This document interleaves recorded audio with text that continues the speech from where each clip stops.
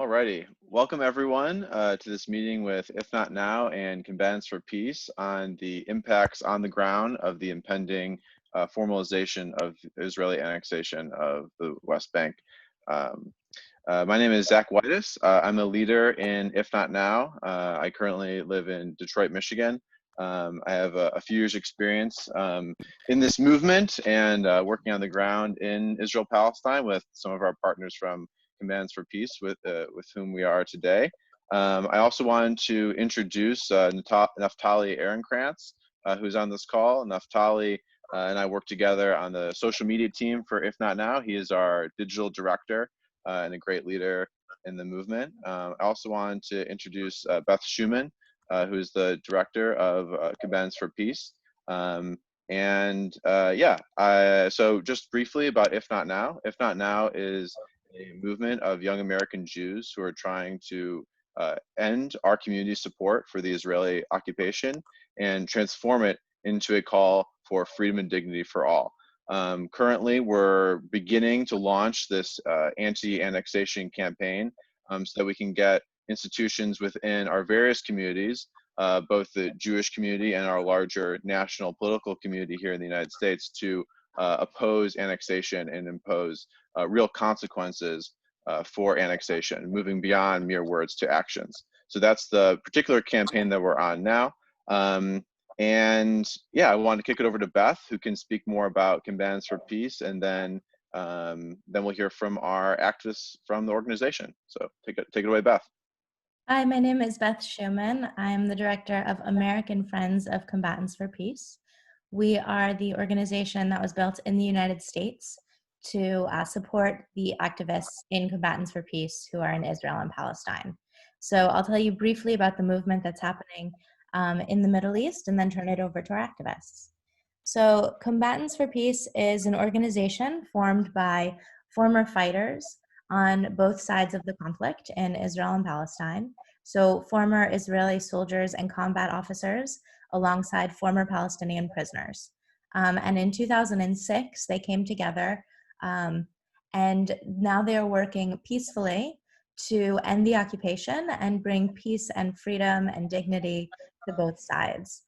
So they've built a grassroots movement that started as about 10 people in a room in secret meetings in 2005 to a movement with hundreds of activists on the ground and the largest binational resistance movement in the region working to end the occupation.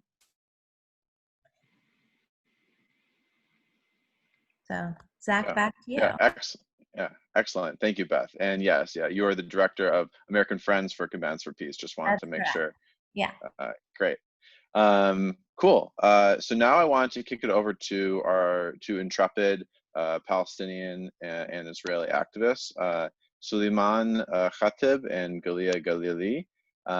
Suleiman, first we'll start with you, and then Galia, and maybe the two of you can give a brief 5-minute introduction to yourselves, how you got involved with this work, what your background is, and just a little bit more about you. Thank you, Zach, and thank you for this Zoom together with our great partner, If Not Now. And so briefly, my name is Suleiman Khatib. I live in Ramallah. My family live in a village called Hizma near Jerusalem. That's also related to the annexation, actually, also in a personal level. My background, I was in jail for 10 years and 5 months since I was 14. So I was, and still very active to change the situation here. And I basically, without going into so many details, but my background, I come from a Palestinian family that lived in Jerusalem area for generations, like a more of indigenous culture, I would say. So I'm very connected to this place and to the tradition here, to the folklore, to the trees, to the environment. I feel very connected. That's how I grew up, actually. And through the jail time, which is like basically all my teenager time, I've been also active among other Palestinian political prisoners. And since I was out of jail after many experiences of practicing nonviolence in jail, like for example, food hunger strike and learning about other conflicts, about other methods, I also studied Hebrew and English in jail. So that's why maybe my accent is Middle East and jail accent.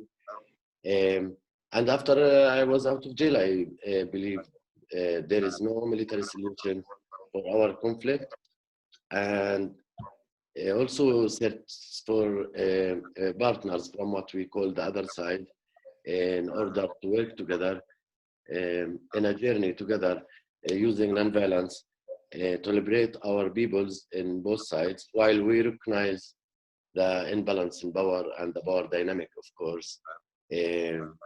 So I've been one of the founders of Combatants for Peace that started in 2005, 2006, almost 15 years ago.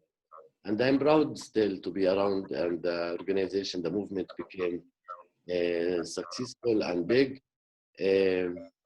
Yeah, so I would be happy now to see also my friend Galia Galili is joining us, so we'll give the microphone to her now. Thank you.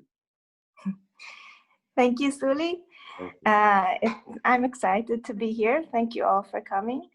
I grew up also in Jerusalem to a family where the ideology was very, very far from where I am now. Although I was playing with Palestinian friends as a young kid, playing football together, at home, my father was a very, very strong and ambitious man.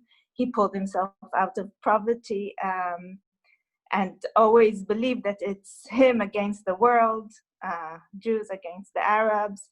It's either them or us. And it took me a very long while and a long process to actually find my own ideology, my own voice in all of this. But I'll skip straight to 2014, where I grew very far apart from where I thought my country, my beloved country, is going. It started off with a war in Gaza, where I was afraid for my husband, who was in the Air Force, in Reserve Army. He and also very, very good friends of mine were taking part in the air raids there. And started off with the first days where I was actually afraid for them. And then this fright became rage, actually, really, really anger about what we're doing there. And at the same time, my younger kid came home with these drawings of soldiers raising their hands, giving up with their arms on the ground. And another picture with a small girl with pigtails holding a gun. And I realized he's thinking, like, we're not protecting him. He's not secured. He needs to take things into his hands. So I decided to take things into my hands as a mother of 3 boys. I really felt that I must do something other than just protest, do something that is building a future for them, a better future. And now I have 1 son in the army already. The second son is just going through his first stages of enrollment, and he's really frightened of going to the army. So am I as a mother, and I'm just trying to do my best to give them a better chance and to have them live in a state, in a country where they're proud of and really wanting to protect, but not by force.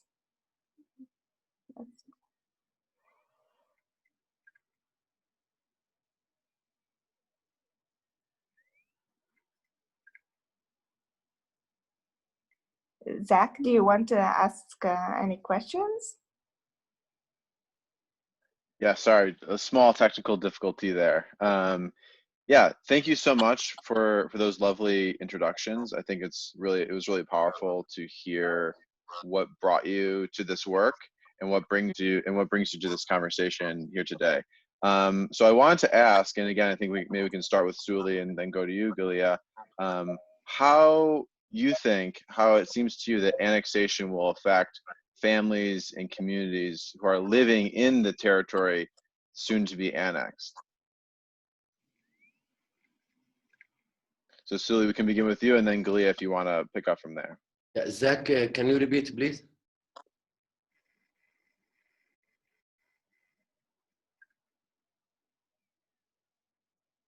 Yes. I Okay. think Sorry. Zach, Some difficulties with muting there. Yeah. The question was, how will the impending Israeli annexation affect families and communities who are living in the soon-to-be annexed territory?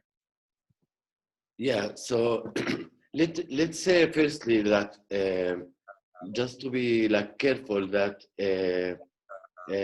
our opposition to the annexation, it doesn't mean that we are happy with the current status quo, the current system right now. So that's just to keep this in our head.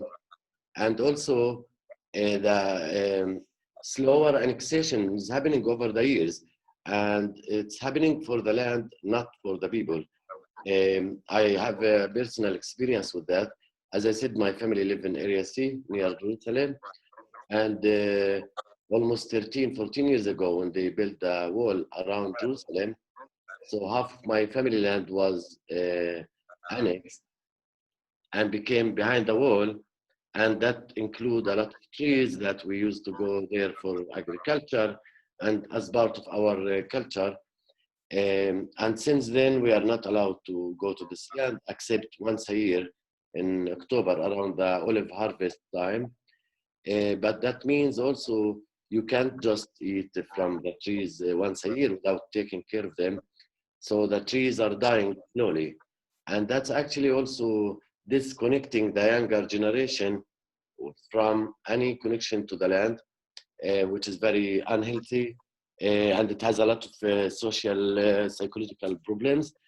And also like the dividing the different Palestinian communities that's already divided between Jerusalem, West Bank, Gaza, Palestinians in 48, and so on and so forth, with the new annexation plan that will divide the communities that are already divided, and will leave it without also any space for like even for some communities that their life, their business, their income depend on the agriculture, or they have sheep, for example, that these practices over the centuries, it will be finished and their life will be much more harder. And of course, it will deepen the hopelessness that already exists among the population, especially in Jordan Valley and the villages that are under the threat of the annexation.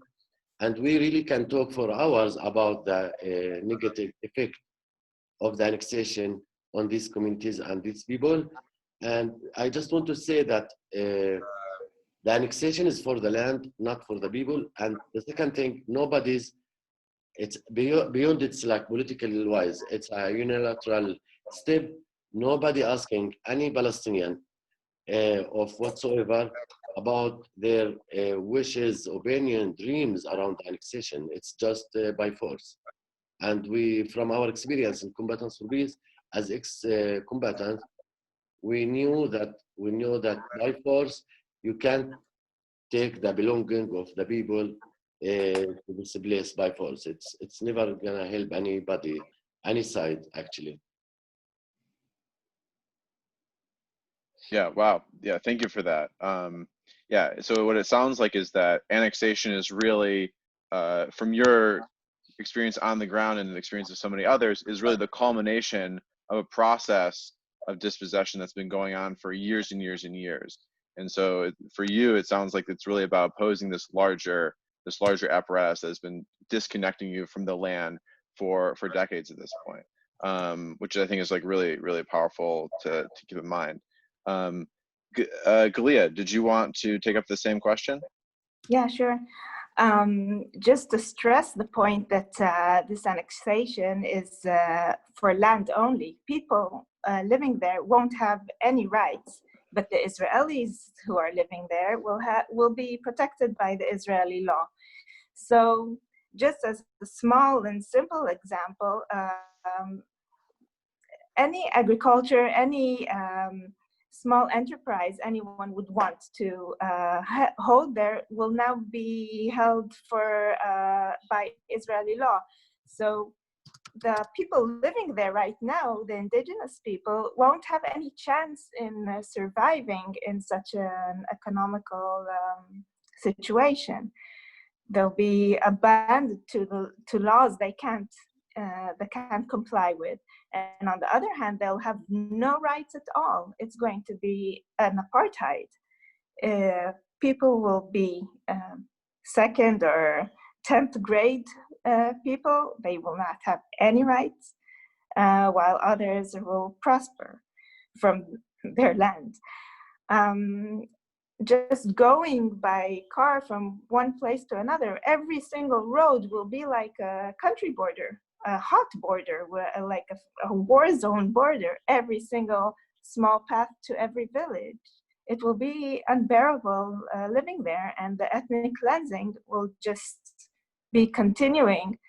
We must bear in mind that it's happening right now too. It's not, the annexation won't dramatically change anything. It's going to be just a very, very quicker process, but it's already happening. And even if we stop the annexation, it's going to happen anyway, slowly, if we don't stop the occupation in whole. So we need to bear that in mind too. When talking Gotcha. about annexation, we're talking about a much bigger picture. Gotcha. Okay. Yeah. Wow, that makes sense.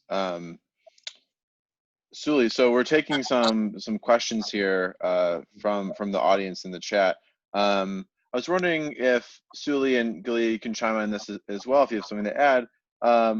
How will annexation affect the ability of groups like Combatants for Peace and activists living in 48 Israel and living on the West Bank to work together and to move? How will annexation and the changes it brings to freedom of movement affect the organizing work that y'all are doing?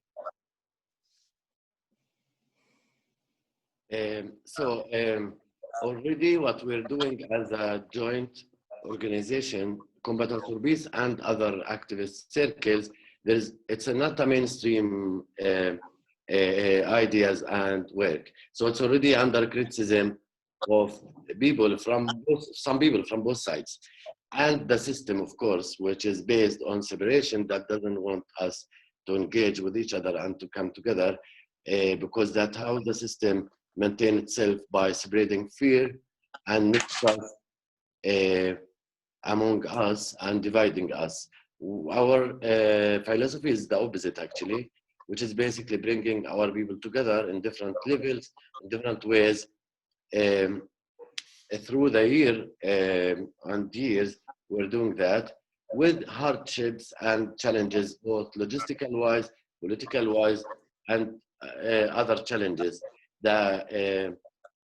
Making the annexation formal and with this huge amount of annexing almost third of West Bank is basically, as I said before, is really deepening the darkness, feeling the hopelessness among the people, which means also reducing any kind of support to the work we do, and strengthen all the extremist ideas that, like what you do, non-violence, coming together, humanizing each other, is not like taking the people anywhere. So that will make our work much harder, actually. But of course, we will continue because after July 1st, we will not end our life there. Of course, we'll continue. But definitely, this is a very step by the Israeli government. Glia, I'm wondering if you had some thoughts on that question about how annexation will affect your organizing work and the organizing work of the people you're in community with. And also, I was wondering if you could address the question, getting back to something that was already discussed, if there's any official claim by the Israeli government right now about how they will or will not extend rights and care to the Palestinians living in these annexed zones. You know, are they even pretending to care about the people who are living there? What's the official story that we're hearing? But the two questions there, starting with effects on movement of freedom of movement and the organizing work. Yeah, well, just as Suli said, it will be so much harder to get there, to be there together. There'll be more barriers, more checkpoints.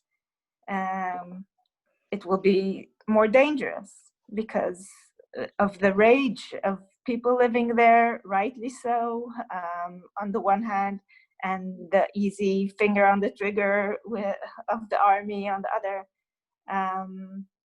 Yeah, but like Suli said, we're not going to give up, and even in the Corona times, we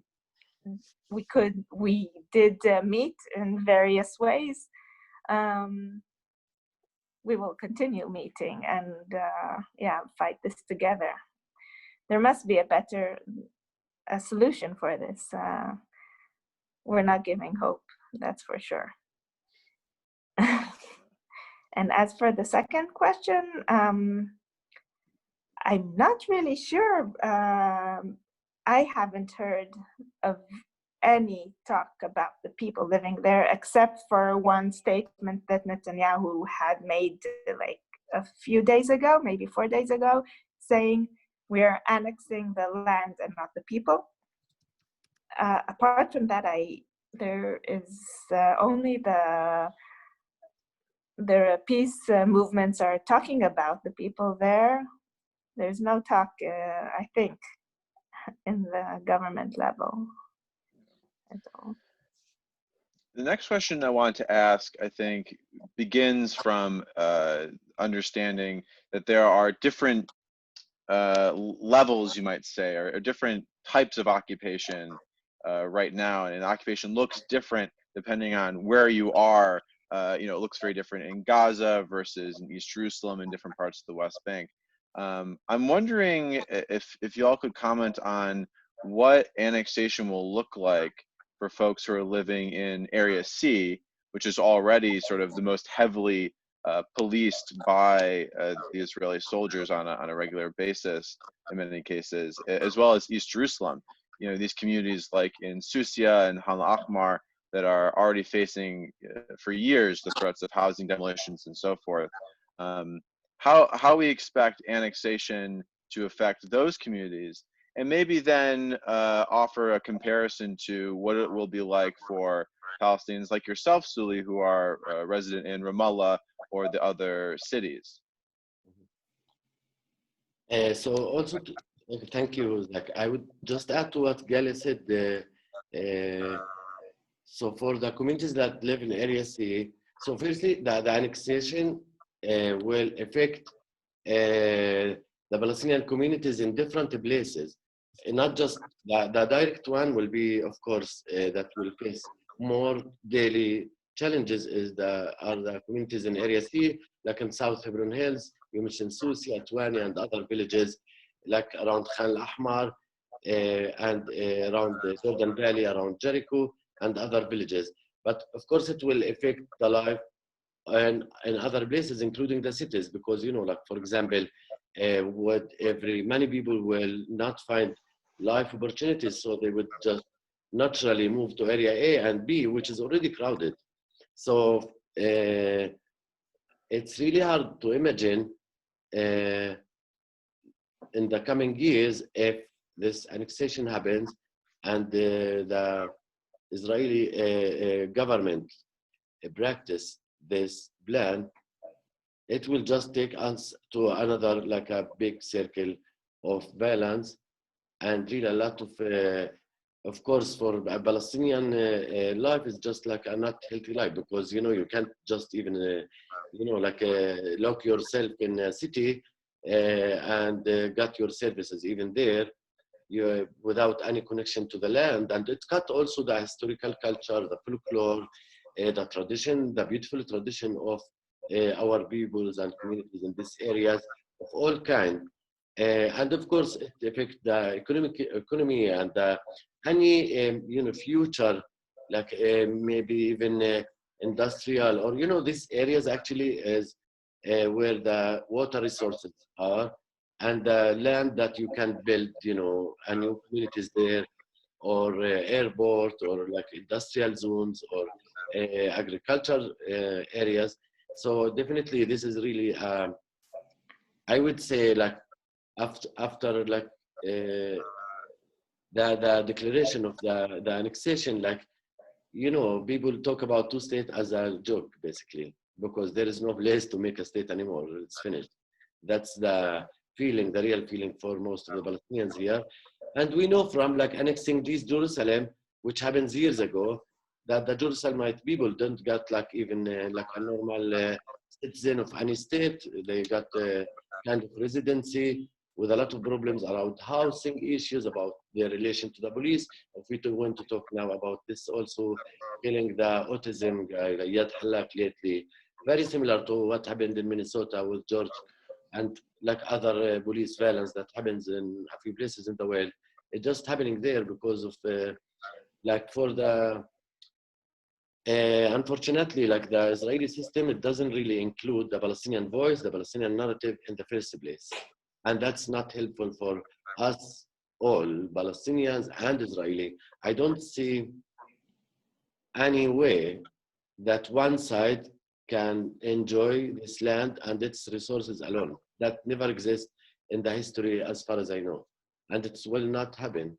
That's my belief, firm belief. Mm.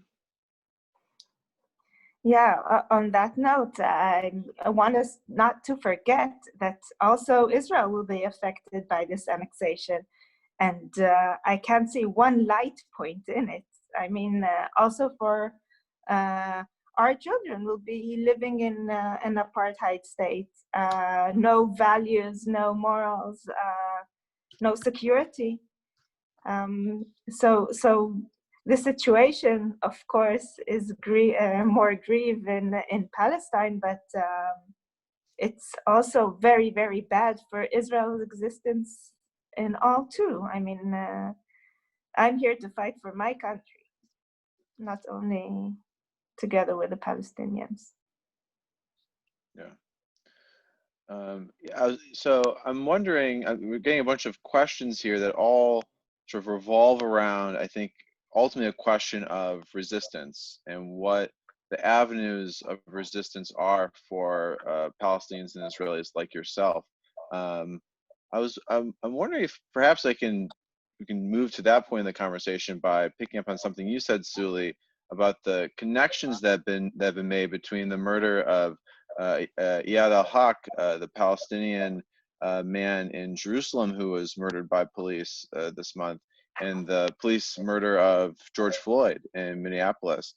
And I'm wondering if maybe to start on this conversation about resistance and different ideas of what kind of struggle this is, the ways in which Palestinian Israelis fighting for freedom and dignity for all and for universal human rights have made that connection between murders that happen for unarmed Palestinians in the land and people in the United States. So what are sort of the terms of the solidarity? How has that been implemented? What kinds of manifestations of that are we seeing right now? Yeah, I think it's now, and it was always, but maybe now it's much more clear to many people across the globe, actually, especially in the west side of the world, like in the US, in Europe.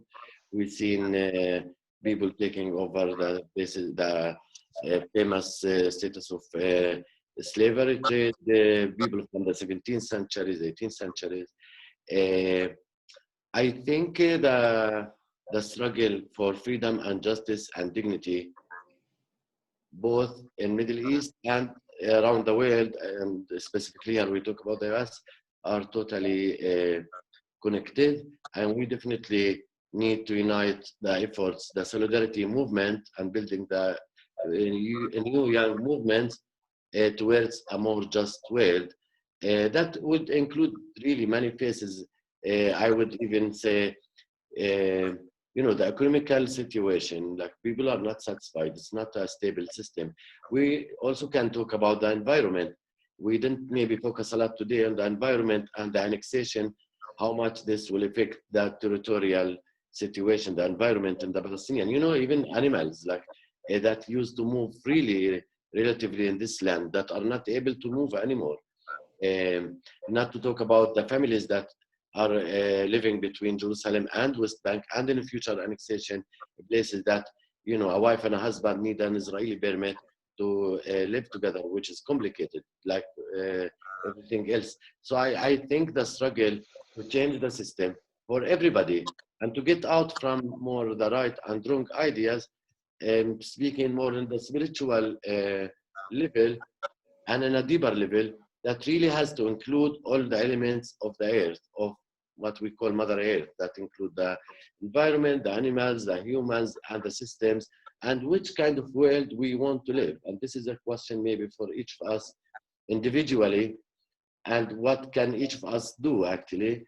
And it's very important to feel nobody's alone, especially after the killings in Minneapolis, in Jerusalem, and even the torture of Palestinians by extreme settlers in Hebron yesterday. Even the head of the army today condemned that, because it was like too much for the Hasbara and the PR of the state.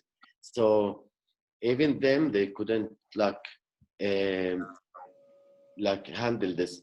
So I really see a momentum, an opportunity, let's say, after the, while we're in this Corona situation around the world, that improve what's proven already, that we are human, we're one family, and we have to struggle together to liberate each other and to support each other, especially people, our neighbors in this area, and we are connected with the social media, with everything.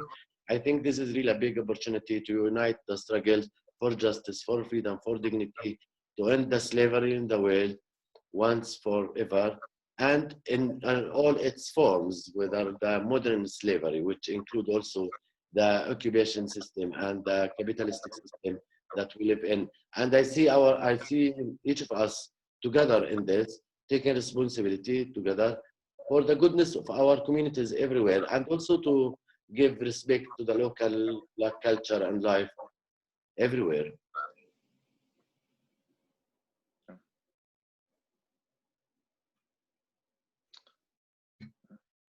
Yeah, Galia, what do you think about this question of the sort of global international character of the struggle, and this connection between the Black Lives Matter movement in the United States and the movement for Palestinian lives in the land? Yeah, I see a great connection, like we see the connection between Trump and Netanyahu and all these moving away from the democracy all over the world.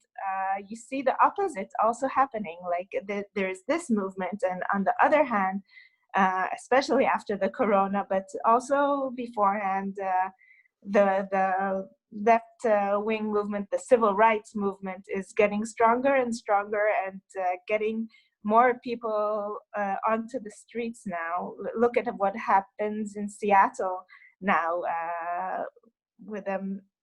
And this, actually, what happened in Seattle is like, it's very uplifting to see, and it's hopeful.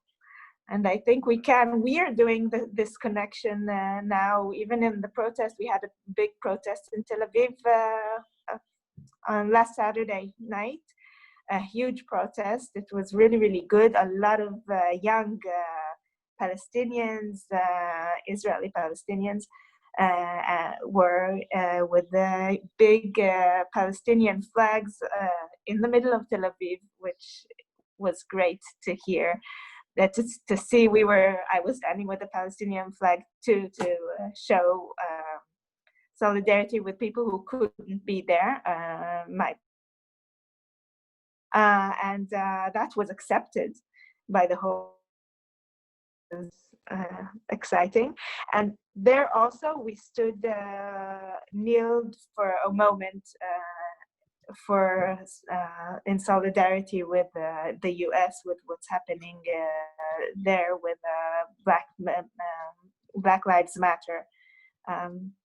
So as long as we can keep this movement wide and accepting, I think we're on the right track. Yeah, absolutely. I'm seeing a question here, and for you, Galia, and you already mentioned, you spoke a little bit about your family and your one son who has already joined the Army. Somebody's asking, do your sons have any plans to refuse to go to the Army?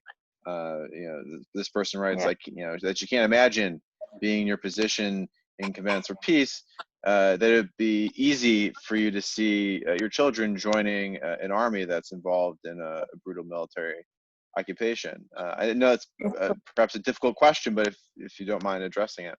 No, it's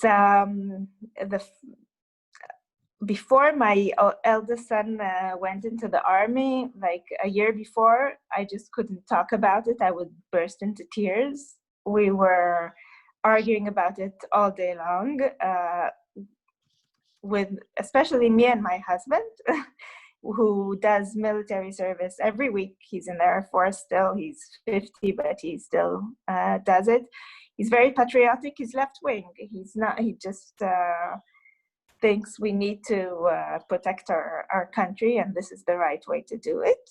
And I was hoping that my son might be refuse, or at least think a little bit about it before he goes into the Army, and not go straight because everyone does. Unfortunately, he thought differently. My second son is really scared to go to the Army. He doesn't want to.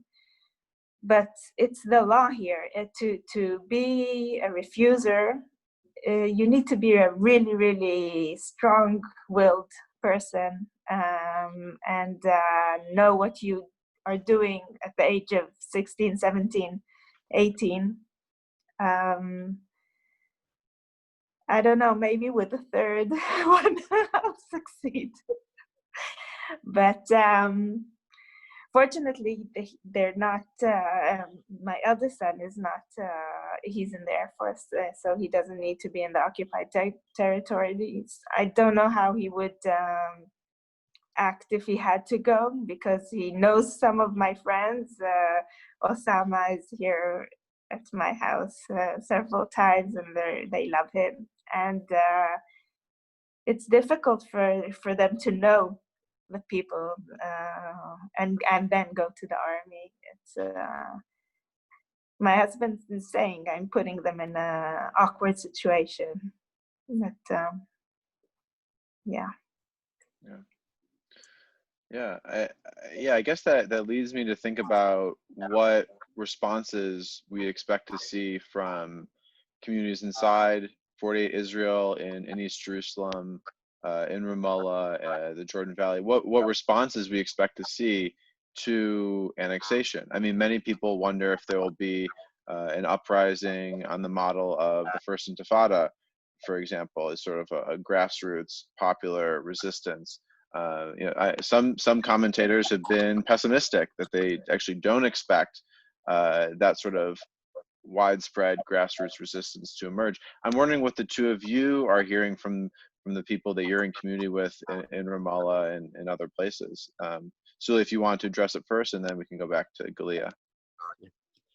Thank you. So just to mention before I comment on this question, what Palestinians will do and are doing already, I just want to make sure that people understand the annexation will not give the people that their land will be annexed any kind of citizenship.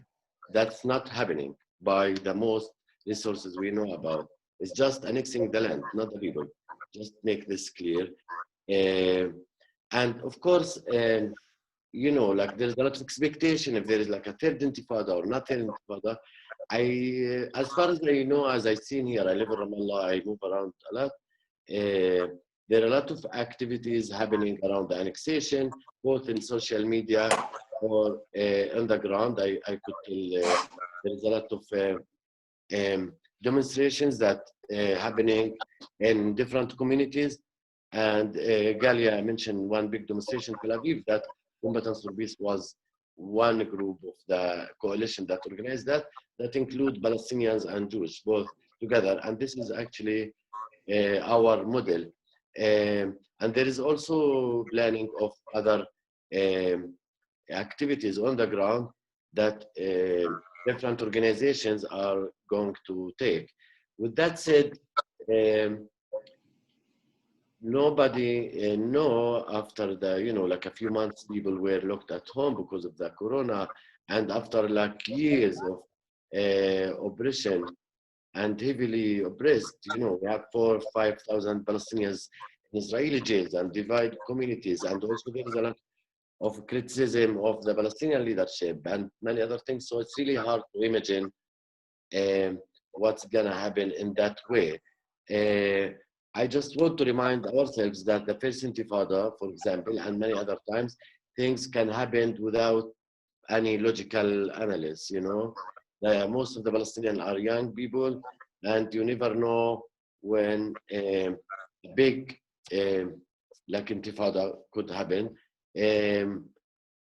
I would say this, like for the feelings that many people are getting here, like what we talk about,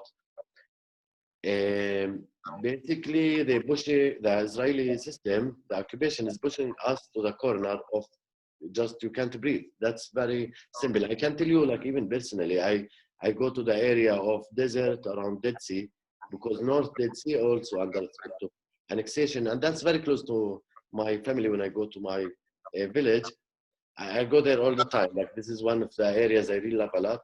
And a few times lately, I saw they are doing like step by step, not allowing a Palestinian to pass, not the normal even checkpoints that's stable there, different one.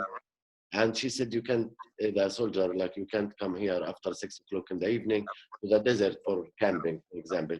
This is just like something made me breathe all the time that is not allowed now, slowly by slowly. So yeah, and this is really like, was just like 2 days ago, Friday, I told her like, you're really pushing us to the corner, like we can't breathe, where shall we go? Basically, that's really the bottom of my heart. I just want to say this, yeah.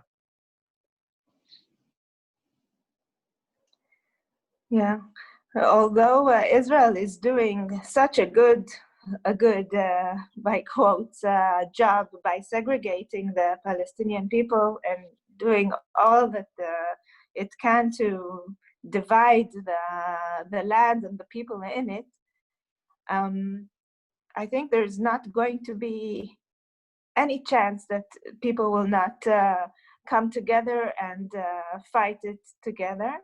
I'm not saying in a violent way, I'm saying oppose the annexation and the occupation.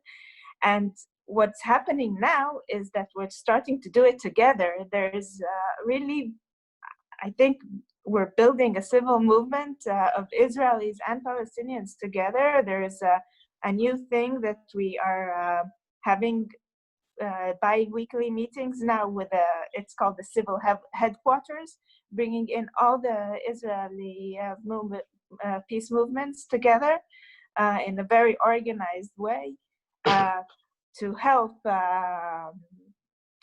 also in this joint effort together with the Palestinians. And we are in Combatants for Peace. We're reaching out to the international realm too. We have a project of letters from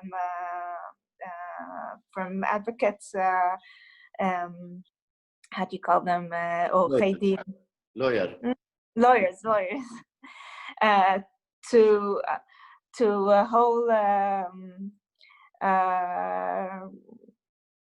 level, a different level than we approached ever, of MPs all over the world of the EU, and we're trying to approach it also in that matter and getting more and more international support. So this time, the Intifada or the civil movement will not be only Palestinians. We're going to all do it together. I think that's the big hope.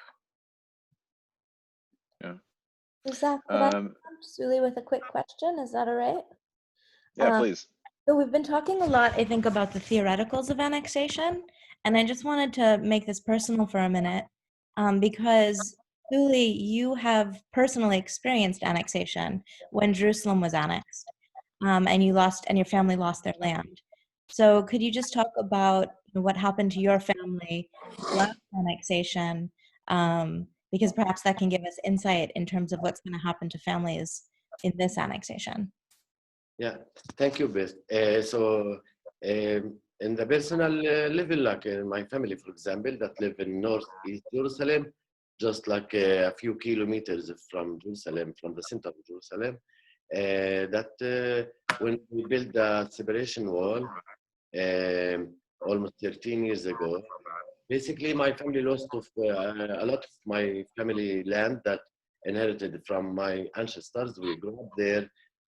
So just to make it clear for like many people, this is not about money or materials. It's much more deeper, spiritual wise, like the belonging to these places, to the land, to the trees that have names of our like families even that planted it there. So I used to go to this land when I was a little child with my grandfather.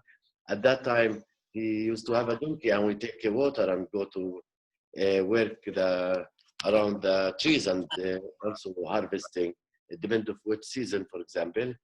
So all this tradition has basically faced a threat by the wall and by the system. And my father, for example, used to also work in Jerusalem municipality that run by Israelis and actually spoke Hebrew. The annexing and the stealing, let's put it very honest, the stealing of the land by force, basically, using all kind of excuses. Basically, the security excuse is the biggest one, usually. Yeah, my father got heart attack and died in 2007. He was already sick, but this was really, yeah, very strong for him. That for him, for his generation, the future of his kids and his family is built based on this land, both financially, as I said, or materialistic wise, but also very spiritual and cultural wise, because like my family lived there for generations and generations and generations.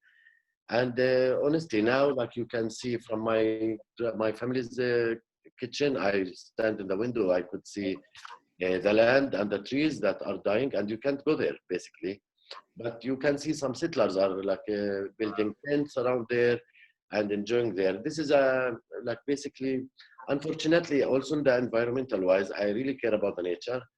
I really support people to live where they want and their freedoms. That's not really the issue here, just to be clear.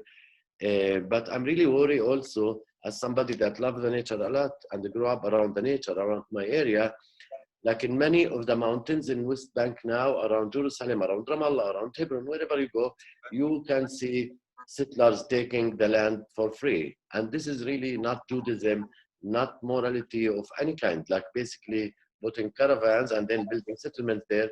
That's not just illegal by international law, and that's one thing, but it's just really dangerous for the continuation of the land, for the nature, for the animals, for the water system, and of course for the families and the Palestinian communities that see their land are stealing by step.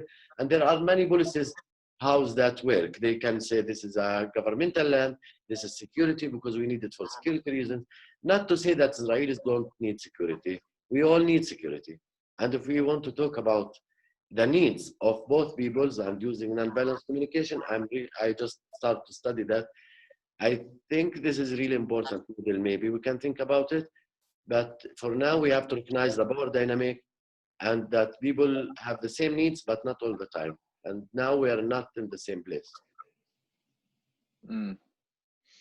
Yes, thank you for that. I mean, I think understanding what historical and personal experiences of annexation have been are probably a really good way for all of us to envision what these next months might look like and sort of prepare ourselves for what will come.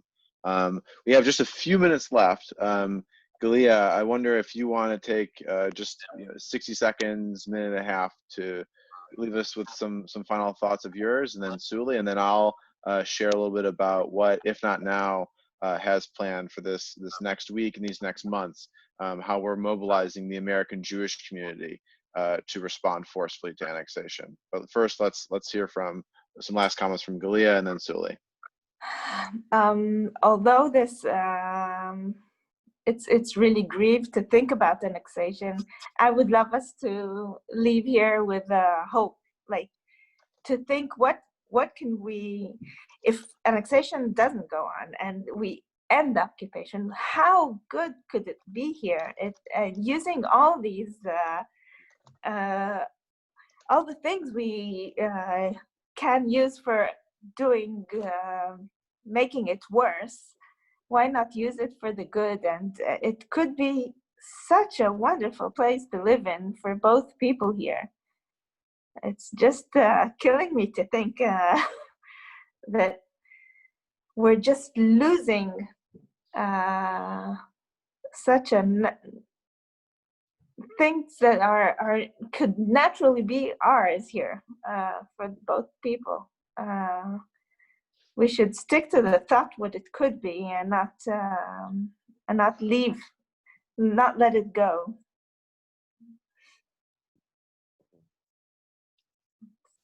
Yeah, absolutely. Yeah, Suli, do you have any last thoughts for now?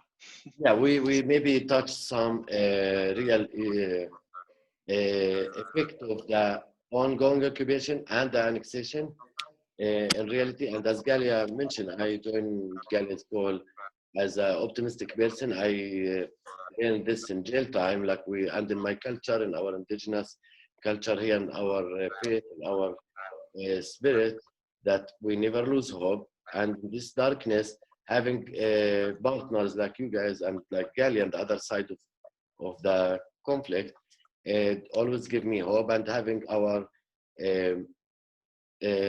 spiritual culture of steadfastness, which is called Sumud in Arabic and Hebrew, it gives me a lot of hope. And I'm aware totally that our both communities have been traumatized over years as a communities, and we need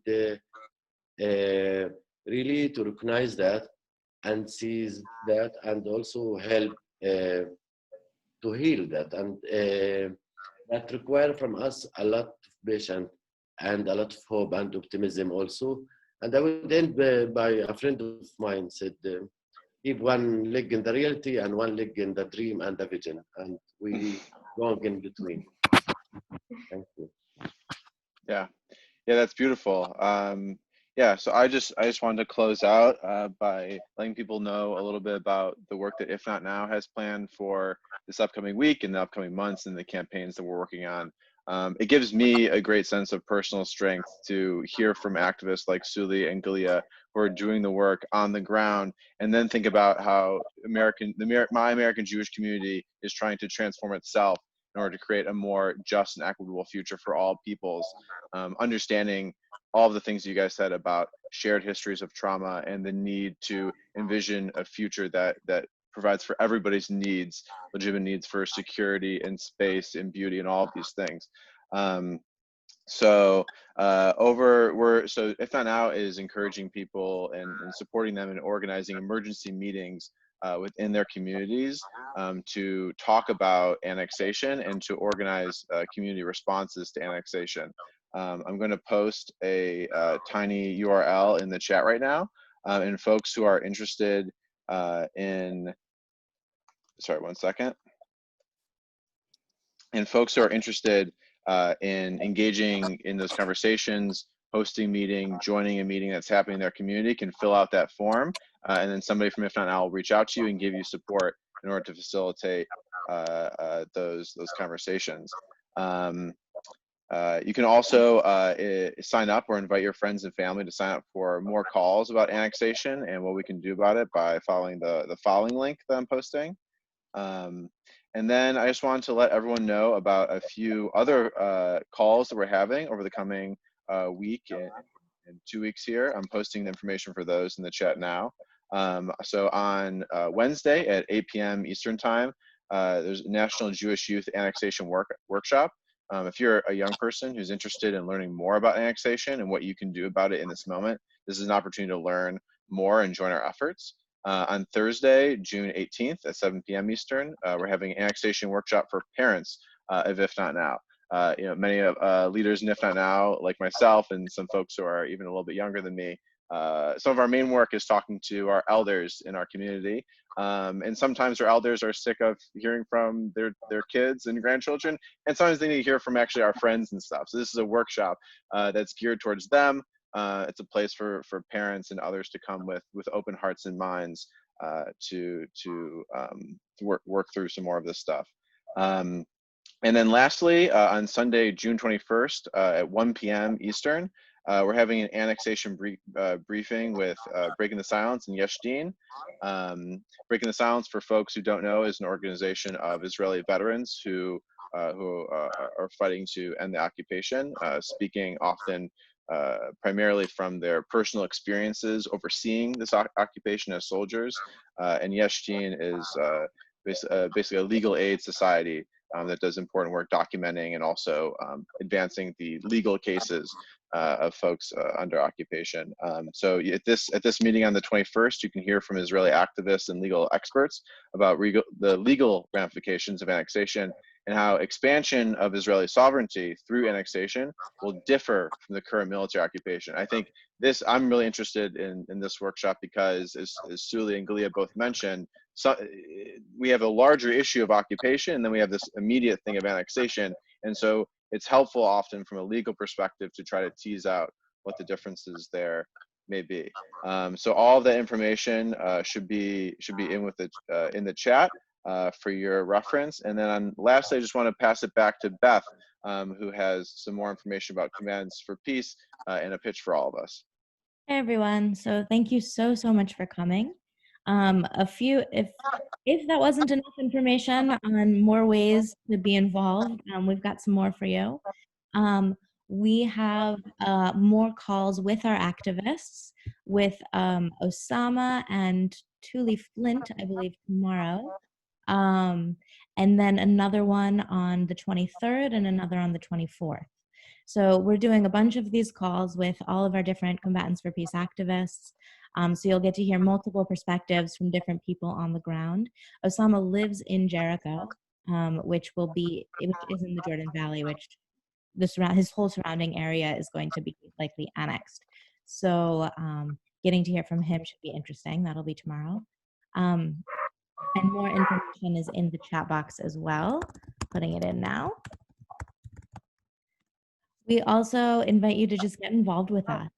We have our own anti-annexation campaign going. We urge you to share these calls with all your friends and family. Share them on Facebook. Let people know they're happening, because the more people who understand, the more people who can get involved. For us, this isn't about one state, two state politics. This is about the people on the ground. This is about the families who are threatened with losing their homes. This is about the families who could potentially lose their water sources, who could lose everything they have because of this, lose their ability to move freely from, their grandfather's house to their brother's house. It's about the people whose basic human rights could possibly be infringed and who likely will be infringed even more than they already are. So how do we really help the people? That's the question for us, and that's the question we pose to you. So we urge you as well to talk to your congressman and to make a difference, make a fuss, stir up a fuss if you can, and get in touch with us to help you and help us. Of course, Combatants for Peace especially, and also if not now. We survive on donations, and so if that's a way that you feel comfortable getting involved in helping, the movement really is dependent on your support. So we appreciate your generosity in advance. And yeah, we'll be in touch with you. We look forward. Thank you for joining us. Yeah, thank you everyone. And thanks again to Suli and Gulia. Tabarba, Shukran Jazira. Have a great rest of your week.